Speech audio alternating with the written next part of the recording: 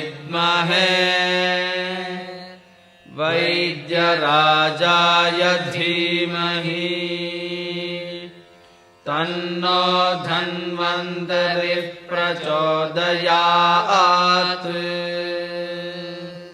रागादिरोगान् सततानुशक्तान् अशेषकाय प्रसुतान् अशेषान् औत्सुक्य मोह अरतिदान् जगान् यो अपूर्व वैद्याय नमोस्तु तस्मै. ಇಂದಿನ ದಿನ ನಾವು ಬಿಸಿ ನೀರಿನ ಕೆಲವೊಂದು ಉಪಯೋಗಗಳನ್ನು ನೋಡೋಣ. ಬಿಸಿ ನೀರು ಅಥವಾ ಕುದಿಸಿದ ನೀರು ಅನೇಕ ರೋಗಗಳಲ್ಲಿ ಅತಿ ಪಥ್ಯವಾಗಿದೆ. ಆಯುರ್ವೇದ ಮೂಲ ಸಿದ್ಧಾಂತ ಅಂದರೆ ಎಲ್ಲ ರೋಗಗಳಿಗೂ ಅಗ್ನಿ ಅಥವಾ ಜೀರ್ಣಶಕ್ತಿ ಹಾಳಾಗುವಂಥದ್ದೇ ಕಾರಣ ಅಂತೇಳಿ ಹೇಳಿದ್ದಾರೆ. ಇದು ಸತ್ಯ ಕೂಡ. ಅನೇಕ ರೋಗಗಳು, ಬಹುಪಾಲು ರೋಗಗಳು ಉತ್ಪನ್ನ ಆಗಲಿಕ್ಕೆ ಅಜೀರ್ಣ ಅಥವಾ ತಿಂದಿರುವಂಥ ಆಹಾರ ಸರಿಯಾಗಿ ಜೀರ್ಣ ಆಗದೇ ಇರುವಂಥದ್ದು ಪ್ರಮುಖ ಕಾರಣವಾಗಿದೆ.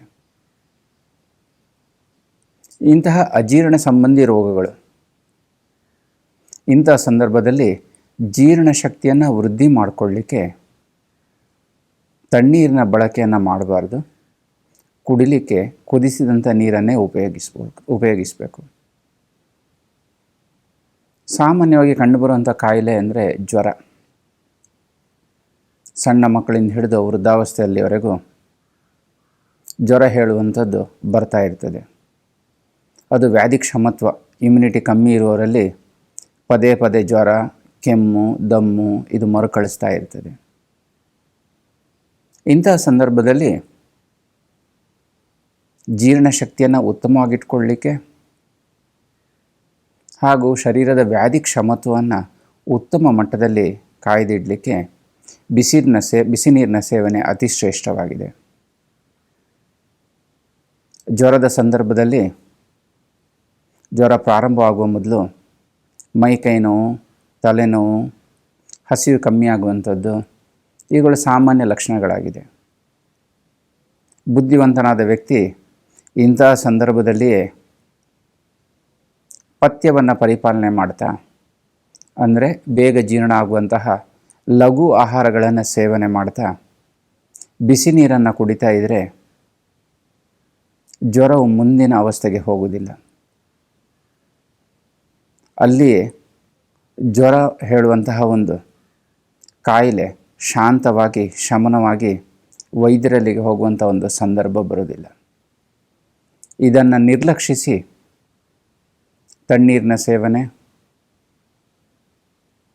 ಅಧಿಕ ಪ್ರಮಾಣದಲ್ಲಿ ಊಟವನ್ನು ಅಥವಾ ಭೋಜನವನ್ನು ಮಾಡುವಂಥದ್ದು, ಅಧಿಕವಾಗಿ ಶಾರೀರಿಕ ಶ್ರಮವನ್ನು ಪಡ್ತಾ ಇದ್ದರೆ ಜ್ವರವು ಮುಂದಿನ ಅವಸ್ಥೆಗೆ ಹೋಗಿ ವೈದ್ಯರನ್ನು ಕಾಣಬೇಕಾಗಿ ಬರ್ತದೆ.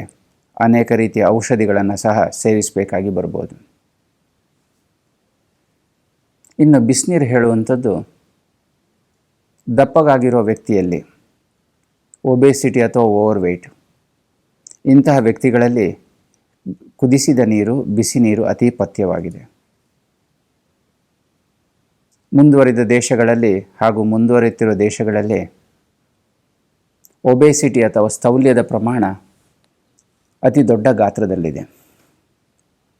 ಇಂತಹ ವ್ಯಕ್ತಿಗಳು ಪ್ರತಿನಿತ್ಯ ಬಿಸಿನೀರನ್ನು ಕುಡಿಯೋದ್ರಿಂದ ತೂಕವನ್ನು ಕಮ್ಮಿ ಮಾಡಿಕೊಳ್ಳಿಕ್ಕೆ ಪಥ್ಯಕರವಾಗಿ ಕೆಲಸವನ್ನು ಮಾಡ್ತದೆ. ಇನ್ನು ಪಂಚಕರ್ಮ ಚಿಕಿತ್ಸೆ,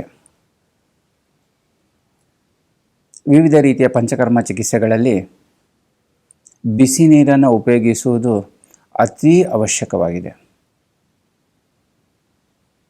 ವಮನ ಅಂದರೆ ಕ್ರಮಬದ್ಧವಾಗಿ ವಾಂತಿಯನ್ನು ಮಾಡಿಸುವಂಥದ್ದು, ವಿರೇಚನ ಕ್ರಮಬದ್ಧವಾಗಿ ಭೇದಿ ಚಿಕಿತ್ಸೆ ಅಥವಾ ವಿರೇಚನ ಚಿಕಿತ್ಸೆಯನ್ನು ಮಾಡಿಸುವಂಥದ್ದು, ಹೀಗೆ ವಿವಿಧ ರೀತಿಯ ಪಂಚಕರ್ಮ ಚಿಕಿತ್ಸೆಗಳಲ್ಲಿ, ಆಯುರ್ವೇದಿಯ ಶಮನೌಷಧಿಯ ಚಿಕಿತ್ಸೆಗಳಲ್ಲಿ ಬಿಸಿ ನೀರು ಅತಿ ಅವಶ್ಯಕವಾಗಿದೆ. ಈ ಬಿಸಿ ನೀರನ್ನು ಇಂಥ ಸಂದರ್ಭಗಳಲ್ಲಿ ಉಪಯೋಗ ಮಾಡದೇ ಇದ್ದರೆ ಪಂಚಕರ್ಮ ಚಿಕಿತ್ಸೆಯ ವ್ಯತಿರಿಕ್ತ ಪರಿಣಾಮಗಳು ಉಂಟಾಗ್ತದೆ. ಯಾವ ಕಾಯಿಲೆಯನ್ನು ವಾಸಿ ಮಾಡಿಕೊಳ್ಳಿಕ್ಕೆ ಹೇಳಿ ವ್ಯಾಧಿತ ಅಥವಾ ರೋಗಿ ಬಂದಿರ್ತಾನೋ ಆ ಕಾಯಿಲೆ ಕಮ್ಮಿ ಆಗೋದಿಲ್ಲ, ಹಾಗೂ ಇನ್ನಿತರ ಕಾಯಿಲೆಗಳು ಉತ್ಪನ್ನ ಆಗುವಂತಹ ಒಂದು ಸಂದರ್ಭಗಳು ಅಧಿಕವಾಗಿದೆ. ಹೀಗೆ ಬಿಸಿನೀರು ಹೇಳುವಂಥದ್ದು ಪ್ರತಿಯೊಬ್ಬ ವ್ಯಕ್ತಿಗೂ ಆತನ ರೋಗದ ಅವಸ್ಥೆಗನುಸಾರವಾಗಿ, ವಯಸ್ಸಿನ ಅವಸ್ಥೆಗನುಸಾರವಾಗಿ ಪಥ್ಯಕರವಾಗಿ ತನ್ನ ಕೆಲಸವನ್ನು ಮಾಡ್ತದೆ.